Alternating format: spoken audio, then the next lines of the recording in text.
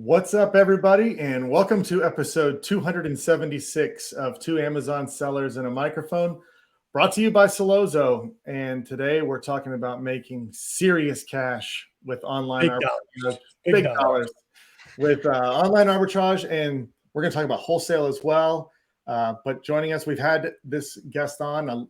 Dave's amazing. Had him on back in February of 2022. But joining us again from OA Deals is Dave LaCroix. What's up, Dave? How are you? Not much. It's good to be here. We like your background. Thank you. It's just like a white backdrop, and then I bought a light to flash on it, so looks a lot more professional. It's very good. Very good. We like that. But man, thanks for joining us again. It'll be fun to catch back up. I was telling Chris before we went live, I was like, I love talking arbitrage. I love it. I love everything about it. It's like, it brings me back to 10, 15 years ago, trying every possible flip side hustle you can do. And on Amazon, you can just scale it so much. So we'll talk all about that. But Dave, for everyone listening in or seeing you for the first time, you want to give us a little quick background on your journey to this point? Yeah, so I started selling on Amazon in 2016. So I'm coming up on 7 years now, and really just got started with arbitrage, retail arbitrage in particular, going to stores, scanning things with the Amazon seller app. Didn't know what I was doing at first, but I chose that model because at the time I was working just a minimum wage job and didn't have a lot of money to get started. So I would say if you have anything, maybe $5,000 or less to get started with, it's a really good model because you can buy as little as you want and just send it in to FBA and see how it sells. So first couple trips, just went to Walmart, didn't really buy too much, but my first real success was with buying the North Face backpacks from the outlets here in Orlando, Florida. That's where I live. And I bought about $500 worth of backpacks, sent them in, and sold them within a week, and started making pretty good money just flipping products on Amazon. And to the point where I was making more than my job. So I was making minimum wage, so it wasn't too hard to surpass that. But once I did, I went full-time in 2017, and I've been doing it ever since. And I still do a lot of arbitrage. I have the money now to do private label if I wanted to, but I just stuck with arbitrage because that's what I really know. And we also started mixing in some wholesale as well, which is a very similar model to online arbitrage. The only difference is you got to reach out to brands and distributors to open accounts, but then the product analysis is all pretty much the same as with retail arbitrage and online arbitrage. So been doing that for, like I said, almost 7 years now. We have a warehouse with a couple employees, and then we have a virtual assistant team that helps us source the products. So that's basically how my business runs today. Yeah, well-oiled machine, it sounds like. Has anything changed since the last time we talked to you, a little over a year and a half ago? Has anything changed in the OA or RA or even wholesale game, or is it still pretty much cut and dry? Go find products, list them, sell them, source them. Is it still pretty much the same process? Yeah, the process is the same. I would say it's gotten a little bit more challenging. We've gotten a lot of cease and desist letters recently. We've seen a huge uptick with that. And that might just be because we're buying more different brands and products than ever before. I'm sure that's part of it. But the competition has gone up, and then also just a lot of brands that didn't really care years ago if you sold their stuff on Amazon now have like their own strategy, which is kind of why we're more so focused on growing the wholesale side so that we can be more of an authorized seller on more of the products that we Sure. sell. Sure. Are you using any type of AI now? I know last time that we talked that wasn't really a thing, but since November, I think AI is all over the place. AI tools for this, AI tools for that. Are you doing anything with AI? I haven't really found an application for it for arbitrage specifically. I use it a little bit for like my own content that I post. Like I don't know if you've heard of the tool Tweet Hunter, Nope. but it's an AI tool for Twitter. I don't know if you guys are active on there, but it basically like looks at all of your tweets and then it comes up with suggestions of stuff that you would say, and then you can like edit it and schedule your tweets. So I've been using it for that, and I've used it a couple times for like writing messages to my VAs because it writes really, really well. Yes, it Nice. does. Yeah, Chat GPT is fascinating. Yeah. For sure. You definitely can make a task like writing an email a lot faster and better. Yeah, I agree. I'm not a great writer, so it does a lot better than I can do. Me too. I use it for groceries too. That's totally off topic, but like Groceries. like, Wait, give me how do you 10 use it for groceries? Yeah, wait, what? You just say, give me 10 recipe ideas because like I never know what to cook, and then give me the grocery list to like make this recipe. So it makes it a lot easier. That's awesome. That is a good idea. That's awesome. I'm gonna start doing that. That's a great Like idea. instead of Hello Fresh, it's Hello Dave. Yep. And then you can order the groceries. I don't know if your area has it, but we do like Walmart grocery delivery. So I'm just like automating my personal life a little bit more. You don't know that. Yeah, I'm wondering when the AI application will come to sourcing or finding arbitrage opportunities. You think that somebody out there is working on that right now, but I would think that could be. I'm sure there will be something eventually. for sure.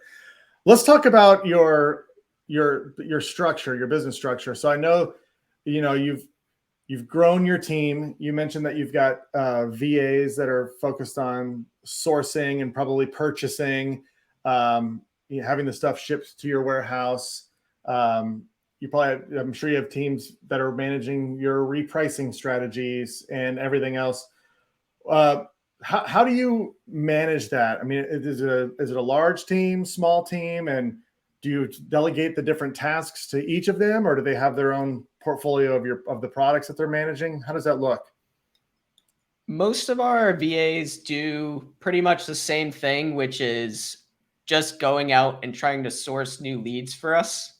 And then I just have two VAs that are focused on our own Amazon business. So they decide the products that we're going to buy for ourselves. And a lot of the excess leads we use, or we buy stuff off our own leads list, but a lot of leads we just put on our leads lists, which go out to other Amazon sellers. And then I have one VA who just focuses on purchasing. That's pretty much all he does. And he also does like some admin tasks for me, like you said, the repricer and stuff like that. And then I just hired someone to do like wholesale outreach for me, but she just started like a couple weeks ago. So we're still like kind of ironing out her position.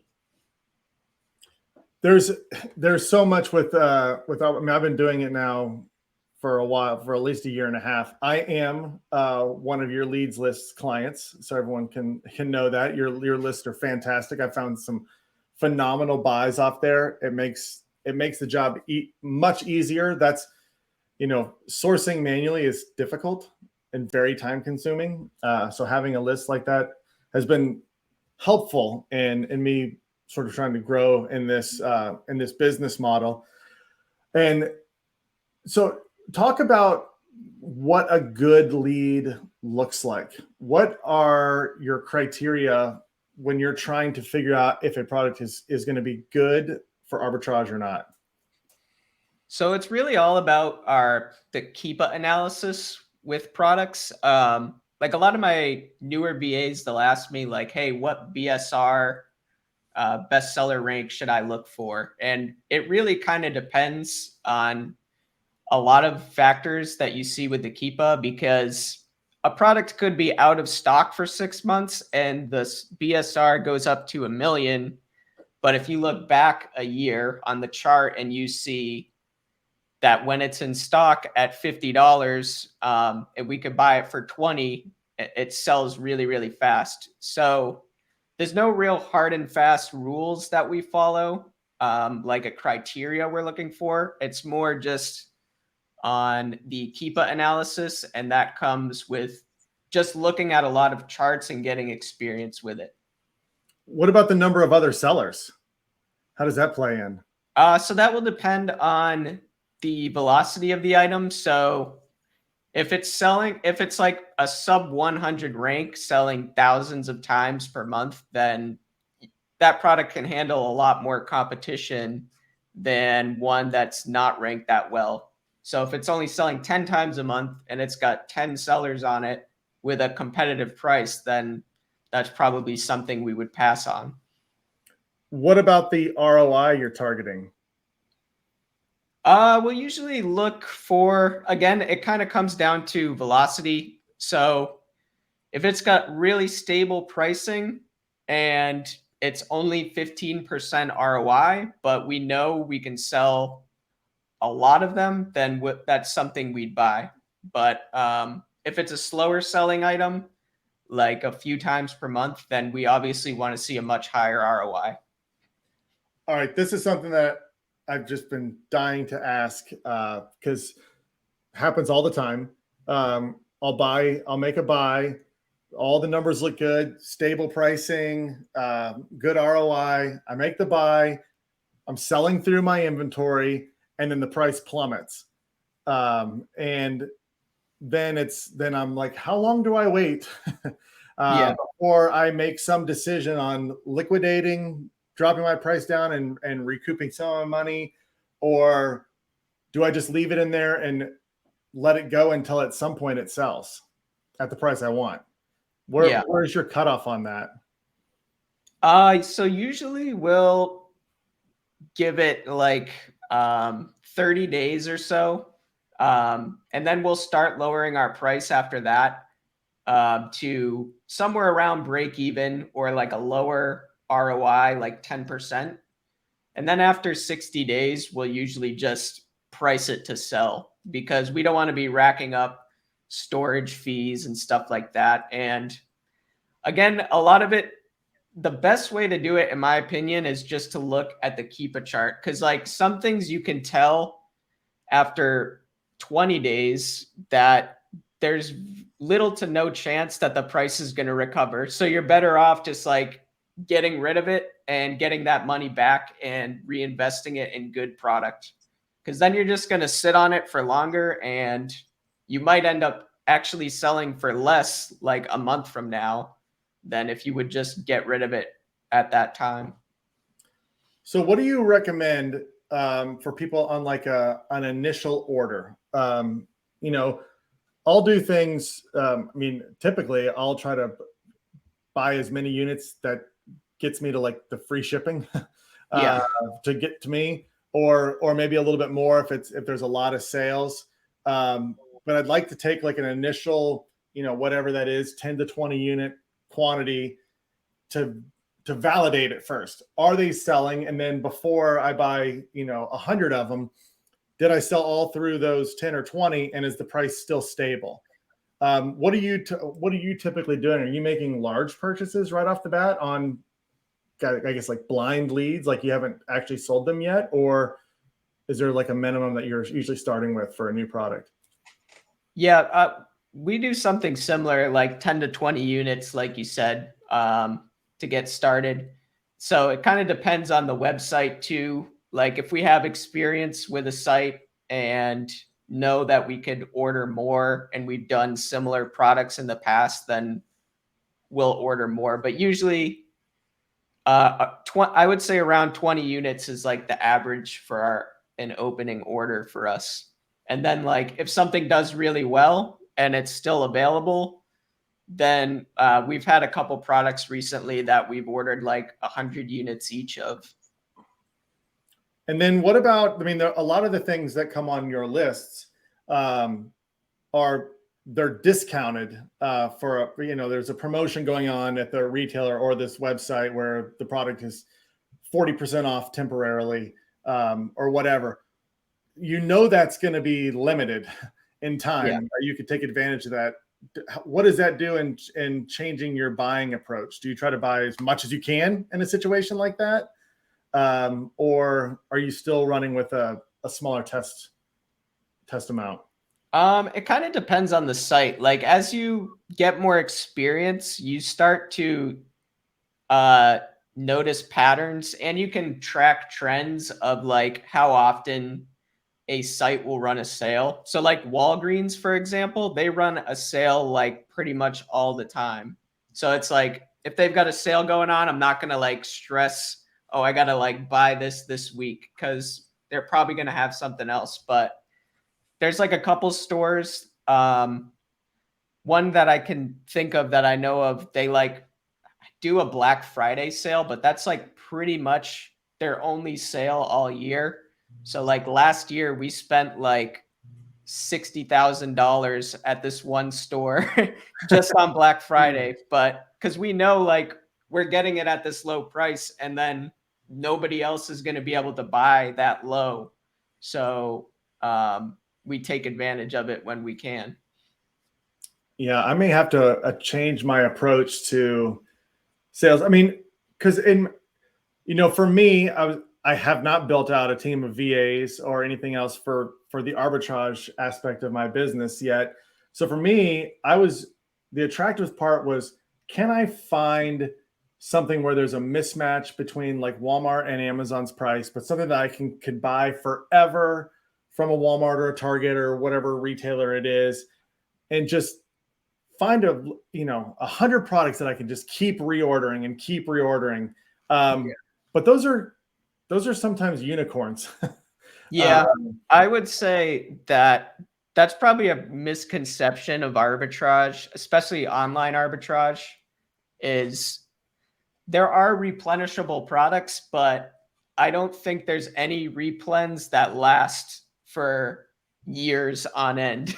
Like you might get 6 months out of a product, but to find 100 that, like, especially if it was at a Walmart, like people are definitely going to find that. So like the longer an opportunity is good and available, it's like the more chance of more people finding it, and eventually that won't be available anymore. So that is kind of a downside to arbitrage, is you always going to be finding new products. I mean, how often are you guys going back through like old leads, like leads from like 2 years ago or 3 years ago, and validating if there's an opportunity again? Is that part of what you guys do? Yeah, we try to look through old leads pretty regularly, but most of the stuff that we were buying 2 years ago, you can't buy anymore. Okay, I got one more question. I know Chris probably wants to jump in here and get some questions. But one more thing that I'm trying to figure out how to best manage, and it comes from the fact that you're constantly listing and selling temporarily new products all the time. So managing my catalog, like what are you doing? Are you closing listings, deleting listings? What are you doing when you've stopped selling something? Because it impacts a lot of your performance reports. Like if you've got a lot of open listings with no inventory, they're giving you a low score on your in-stock rate. So how are you managing that? Is there a system that you keep employed where you're constantly closing listings? Yeah, we try to like batch that out and go through it once per month and just delete listings that we know that we're not going to buy again. If you feel like you are going to buy it, though, you just leave it active.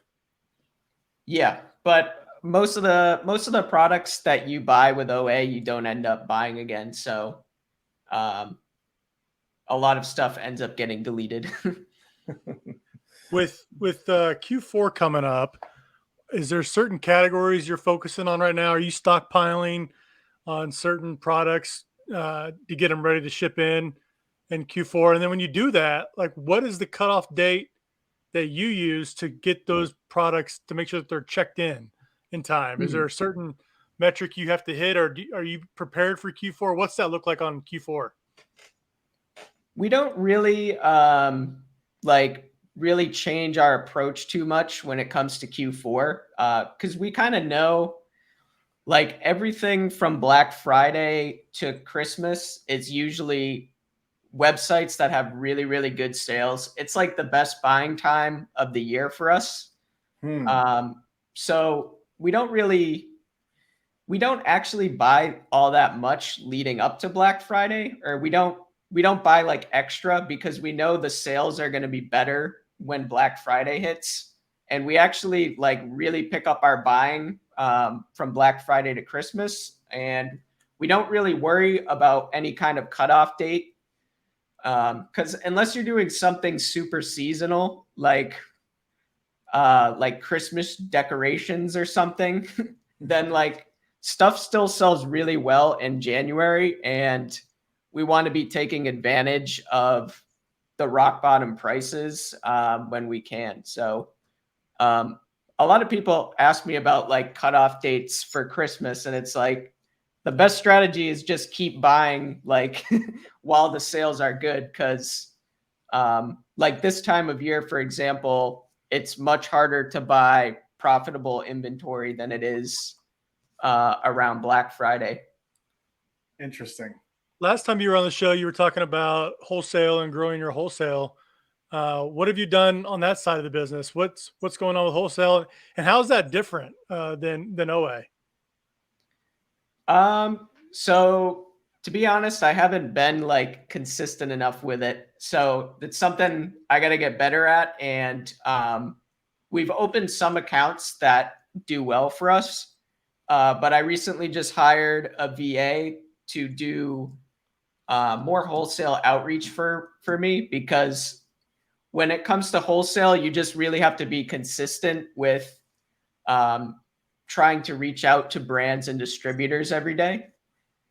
So that's it. There's kind of just like one extra step with wholesale, and that's opening accounts. But that can create a barrier of entry for other sellers. So once you have the accounts open, there's less chance of competition. And the harder an account is to get, meaning if a brand or distributor, they limit the number of Amazon sellers and you can get that account, then you're going to end up having way less competition.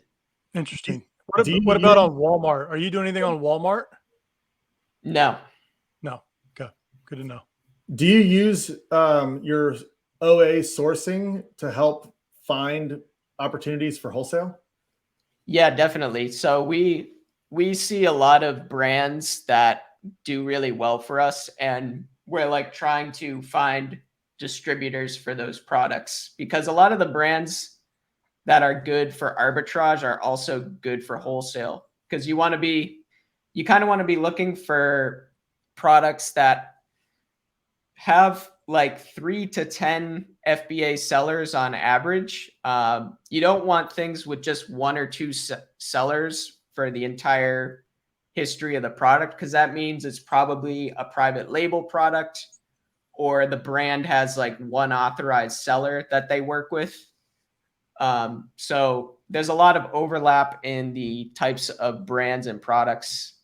So whenever we see a brand that we find on our arbitrage list that we think would be good for wholesale, we try to make a note to also reach out to them.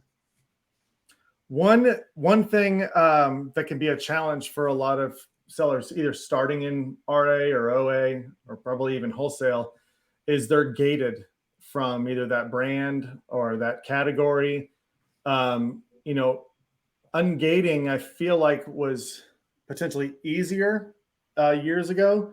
But what do you do to get ungated for a brand or a category? Is it still the same thing where you can go purchase 10 units from a Kohl's or somewhere else and submit that invoice and Amazon will ungate you? I've actually heard that it's gotten easier recently, that Amazon started accepting like Walmart receipts for ungating. So I'm actually not a great person to ask about ungating because I haven't done any ungating on my own account in like 3 years or something. And Amazon's always changing like what they will and won't accept. So people always ask me for advice on this, but I'm like, I really don't know because I've had an account since 2016. So I'm not gated in a lot of stuff. So yeah, I've heard recently from like people in my Discord group that you could just get ungated with a Walmart receipt, but I don't know for sure because I've never tried it. And even if it did work for me, you never know like what Amazon is going to accept. Like dealing with seller support, they don't operate based off of logic most of the time. No. It's kind of like you get a copy paste response, so you never really know what to expect. Let's talk about some crazy buys or your best buys, and I'll start because this lead came from your list. This was probably, honestly, it was probably like the second list after I signed up for your leads list that it came on. So it was right off the bat. But it was candies called Cream Savers, and it was a 4-pack. So I actually learned how to prep off of that list, off that first deal too. We're polybagging these 4. It was $2 per bag, small bag, probably like 10, 15 candies in each one. And it was a 4-pack. So I just polybagged a 4-pack of these. My all-in cost was $8. It was $2 a bag. And they were selling on Amazon for $65 to $70. I mean, it was ridiculous. I mean, it was like $35, $40 profit per everyone sold. And I think I sold probably like 150 or 200 units of these things because I kept buying and I could not believe it. That got me hooked. And of course, if you've got your losses as well, but that was so fun. I couldn't believe people were buying it. I almost felt like I was ripping people off. But they were. What stories like that do you have? I mean, is there any like just massive buys that you've made that have made a lot of money? Yeah, I've had a couple. One that comes to mind was actually a retail arbitrage purchase. Like you said, I think you mentioned the candy you sold was like it was discontinued for a while, and yes, that was the deal. Yeah, so discontinued stuff is the best if you can get it. So I got this mascara that the brand was Marc Jacobs, and they stopped like making their mascara line, and I think they only do like fragrances now. But I ended up being able to buy like 1,000 units from a retailer because I had like a good relationship with the management there.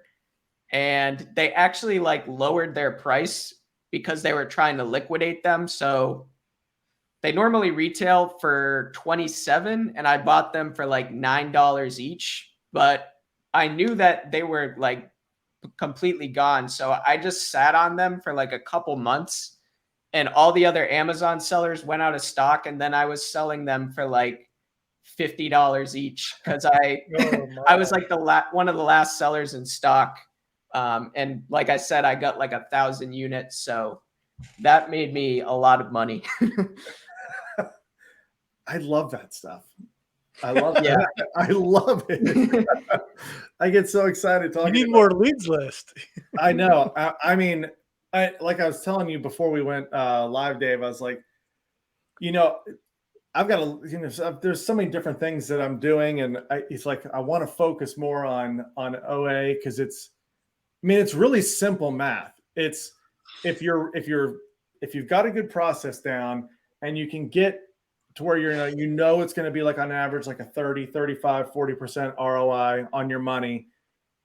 At that point, it's just a matter of how much you spend. If you Yeah. can spend more, all things being equal, if your wins and losses stay the same on this, you're going to make 30 to 40% return on every dollar you spend. So it's just a matter of spending more and more and more.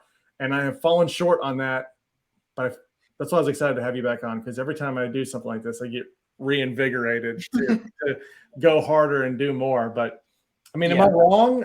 That's the play, right? You're the more you can spend, the more you can make.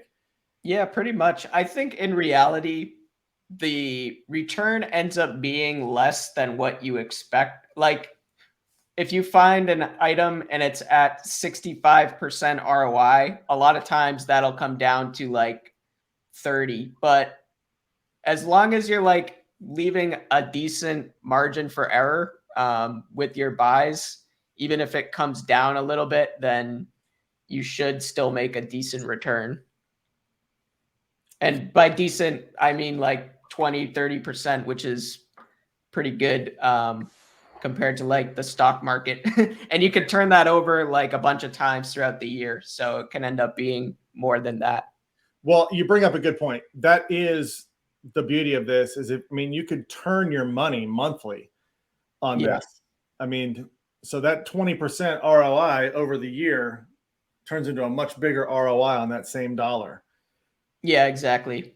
Which is why the reason we're like pretty aggressive with our pricing. Like if something tanks after 15 days and there's little chance of it coming back, then we're better off just getting our money back and churning that again and again and trying to buy better inventory. That's sort of where I've been leaning in terms of what we're talking about is if you see that price plummet, you've got some inventory left. You're right. You'd rather just have that money or some of that money back now and reinvest it. Talk about your leads list. What made you, obviously you built this team of VAs. I'm assuming they were generating more leads than maybe you could even do yourself. So you created leads lists, which you're selling. And it's a great model. These lists are just going out to a select few people for each list so that doesn't get oversaturated with those leads. What made you want to do that in the first place? And, how is that business going for you? The business does well. There's a lot of things you can do, as you guys know, related to selling on Amazon that make money. So whether that's starting a prep center, a leads list, doing consulting, making software, there's so many things you could do. But part of the reason it works well for us is we have a lot of excess leads that we just can't possibly buy all of them. And like a lot of leads. So I like using like lego.com, for example. They usually don't let you place very big orders. So for a beginner to buy a couple of Lego sets, that might be like a really good lead for them. But we don't really buy from there because it's not worth our time to just get like 2 units of one product. So there's a lot of leads that might be good for another seller that aren't really good for us. And we've kind of scaled that business up now to where we have like 13 VAs. So we have so many leads now and we can't possibly use them all. So the leads list was like a really good thing for us to get into. And there seems to be a lot of demand for it because whether it's our leads list or there are several other leads lists that I know of that most of the time all of their lists are sold out. So I think people see the value in it and that it saves you a lot of time from doing the sourcing yourself. And even if you're not buying the leads directly off the list, you can use the list as a method to find other opportunities. So you might see where a sale is and go look at the other products that are part of that sale.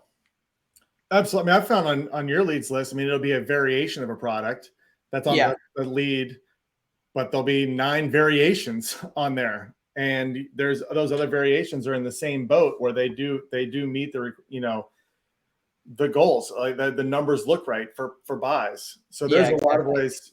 Also, you can see the leads and you can see who else is selling. You can see the other sellers and you can see what they're selling. Yeah. You they're arbitrage sellers of some sort. And so being able to see what they're selling and then go investigate where you can purchase those. Yeah, There's exactly. What are the techniques your leads team is using to find these leads? Are they using tactical arbitrage? Are they doing other things like I was just talking about? Is there a wide variety, or is there just one main tactic that they do? We don't do a lot of tactical arbitrage anymore. We used to use it more, but we found that the quality of leads with tactical arbitrage usually isn't as good, just because a lot of people are scanning through there, and also it doesn't find everything. So, for example, the UPC on a product is probably going to find the main product when you run it through a TA scan, but it's not going to find the bundle of like the shampoo and conditioner. And that's like where a lot of the money is with arbitrage. So most of our team does manual sourcing. So you're just looking up products in Amazon, or they'll use Keep a Product Finder, which is free with your Keepa subscription. I guess it's not free. It's like $18 a month, but it's just a way to filter products. So you can say, show me everything with under 100,000 sales rank in the toy category where Amazon is out of stock 50% of the time, and it has at least 50 reviews. And then it'll show you all the products that match your criteria. And then you just Google search all of those products. So it's a way of reverse sourcing. And with reverse sourcing, that's like the best way to find really obscure websites that other people are not really looking at. So not Target or Walmart.com, but like horses.com or something like that, like where your competition is going to be way lower. I've noticed that actually with a lot of the leads on your list is a lot of the websites are obscure. And I usually get excited for those. I'm like, there's no way a lot of people are going here. You like exactly stuff, don't you? I like it. I'm like, the small website. This is perfect. This looks shady. Let me get into this. Yeah, we do our best to like vet them to make sure they're not a scam, which it's hard sometimes to tell exactly, but we try to look at like Trustpilot and see if they have social media that has actual people in the pictures and not like stock images from like wherever. Well, I haven't had any issues. It's been a year and a half and everything's been legit. So yeah. And a lot of them are like regional stores. Like right. They have like a physical storefront. So they're like a real store, but they're only in like one part of the country. And a lot of those are like the best websites to order from. Well, I found that to be the case for products as well. Like really localized, whether it's like, I'll use Kansas City as an example, like barbecue sauce in Kansas City, that I could go buy it like in my local Walmart or local grocery store, but it's not going to be at every Walmart or every grocery store across the country. It's localized, but you've got people that are looking for it on Amazon. Those are a lot of times really good opportunities. Yeah. We have a product like that. It's a grocery product that we buy wholesale, and we just drive to their warehouse and pick it up. So that saves us money on shipping, and it's like a local to Florida grocery item. So yeah, that works really well. What's next for you, Dave? Anything you're working on for future businesses or expanding or other marketplaces? We were talking to somebody the other day on the podcast talking about doing arbitrage like in different marketplaces that Amazon exists in. What's next on your horizon? It's kind of more of the same for me. Like, I feel I already don't have time to do what I'm doing. So right now we're hiring more VAs to add another leads list. There's been a lot of demand for our pro leads list, which is limited to just 10 sellers. And we always have a waiting list for it. So we're trying to add like a second pro leads list because we have demand for it that we're not able to utilize. And then, like I said, for the Amazon side, I just hired a VA to help me with wholesale so that I can be more consistent with brand and distributor outreach. So those are kind of, I'm trying to be more of a CEO now than like in the day-to-day operations, but it's easier said than done. It's like you make processes and then sometimes they don't work. So then you got to adjust them. What's your pro list? What's that mean? If the pro leads list, how's that different than your other leads list? It's pretty similar in terms of the lead quality. The quality might be a little bit better because we usually prioritize that one when we have all our leads for the day. We'll usually start by putting some of the best ones on the pro list. But the main benefit to it is it's limited to 10 sellers, which is pretty small for a leads list. I don't know any other leads lists that have less than that. And then our other main leads list are limited to 30 sellers. So it's just a little bit more exclusive. And that seems to be like where the industry is going with OA leads lists. There seems to be more demand for that, in my opinion. But you pay a higher price for it. So, but people seem to be good with paying the higher price as long as the leads are more exclusive. Well, we've got it scrolling across the bottom of the screen right now. But for anybody who's listening, just audio, you want to tell them where they can go to find out more information about your leads list? Yep, it's www.oadeals.biz, B-I-Z.